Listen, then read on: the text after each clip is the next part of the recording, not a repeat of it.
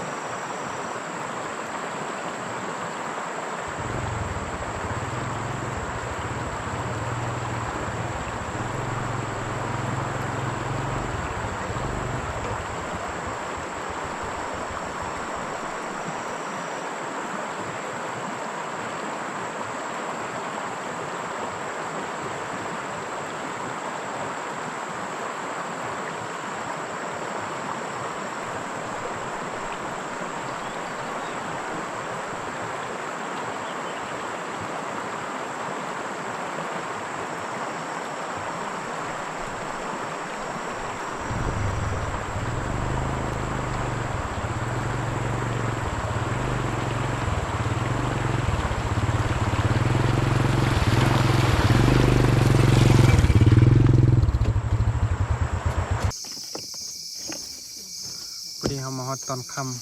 ำกำลังสิแกงหน่อไม้กินน้องเอ๋น้องหุ่น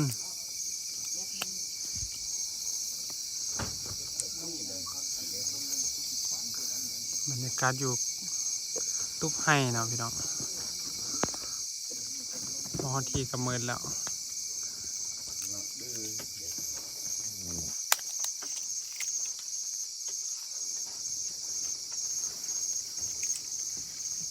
กินบ่อแล้วนะฮะกินบ่อแล้วนะบุกเกนกินพุ่นแล้ว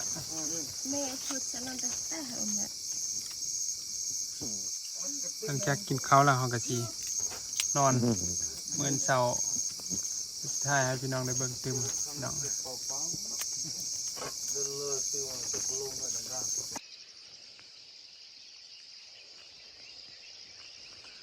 ทักทายสบายดีกันตอนเช้าพี่น้องเลยสบาย FC หมดทุกคนเมื่อคืนนี้มาสักก็ได้ไปนอนตุ๊บไห้ล่างนี่แหละซึ่งเป็นตุ๊บไห้ของ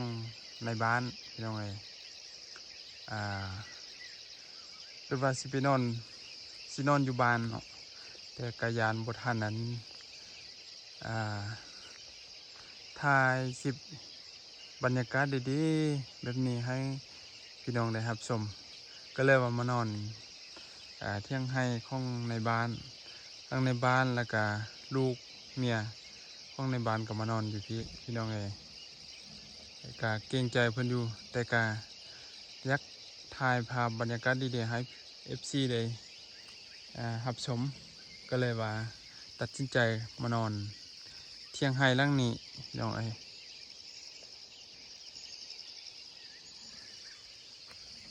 ตอนนี้ก็ประมาณ6 โมงยัง6 โมงประมาณนั้นแหละหมอกยังปกคลุมอยู่พี่น้องเอ้ยยังบ่ทันแจ้งดี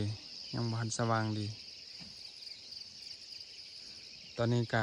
ได้มาเลาะกังให้เนาะเก็บยอดผักกุดงองนะเจเมนแบบนั่นแหละเพราะว่าของที่อื่นนี่สิเอิ้นแบบใดผักกุดงองไปลวกกับแจ่วเนาะ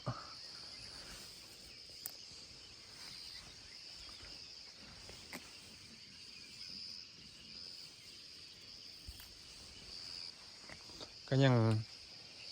แบบอุดมสมบูรณ์อยู่ยังมีแนวกินอยู่เช่นนี้หน่อไม้ก็ยังมีอยู่ จักหน่อยเราเสียนขุดเอาหน่อไม้เนาะเพื่อนำไปกินอยู่ที่บ้านพี่น้อยยังมีล่าอยู่หน่อไม้แบบว่าเป็นนั่นเขาฟันกกแล้วเนาะจะเป็นหน่อหุ่นนะขุดเอาหน่อหุ่นหน่อแน่งหน่อน้อยๆนะแบบนี้เนาะ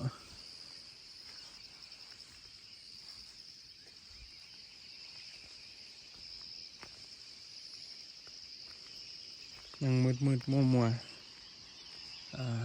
จะเป็นเอิ้นว่าเป็นหมอกเนาะหมอกไล่อยู่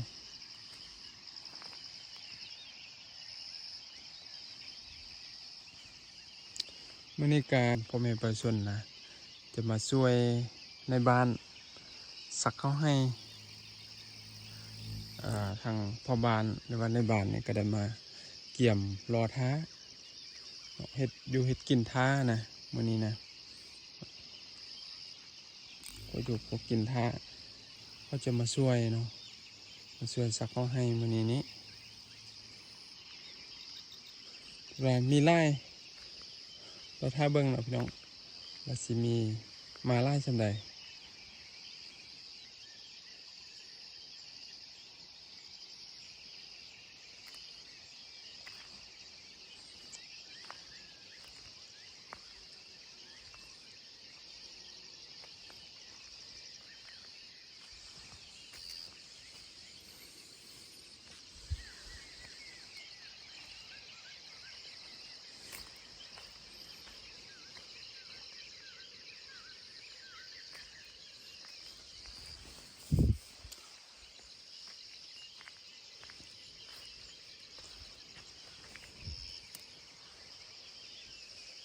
ตอนนี้ก็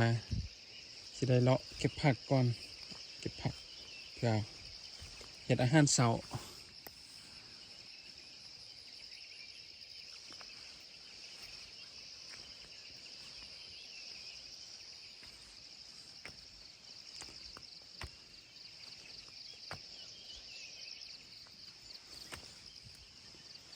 เป็นให้ปลาแก่กับบกแก่แท้เนาะ